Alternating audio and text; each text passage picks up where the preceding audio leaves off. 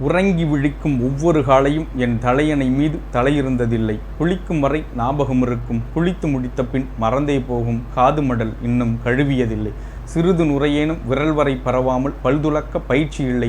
என்னதான் சீப்போடு சிநேகம் பிடித்தாலும் ஒரே வகுடில் தலைவாரி கொண்டதில்லை.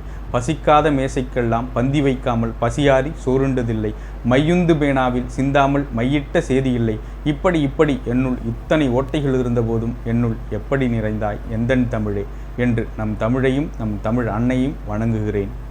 இன்றைய சிந்தனைக்கு காலை எழுந்தவுடன் அறையை பார்த்தேன். மேற்கூரை சொன்னது என்னை போல் உயர்ந்த எண்ணங்களுடன் இரு என்று. கீழே பார்த்தேன். தரை சொன்னது என்னை போல் பணிவாக இருக்க கற்றுக்கொள் என்று. கண்ணாடியை பார்த்தேன். உன்னை மட்டும் பார் என்றது. கடிகாரத்தை பார்த்தேன். நேரத்தை மதிக்க கற்றுக்கொள் என்றது. நாட்காட்டியை பார்த்தேன். என்னை போல் உன்னையும் புதுப்பித்து கொள் என்றது. ஜன்னலை பார்த்தேன். என்னை போல் பரந்த மனப்பான்மையுடன் இரு என்றது. காத்தாடியை பார்த்தேன். என்னை போல் பிறரை குளிர்ச்சியாக வைத்துக்கொள் என்றது. படிக்கட்டை பார்த்தேன். மேலே ஏறும் போதும் இறங்கும் போதும் வாழ்க்கையில் கவனமாக இரு என்றது.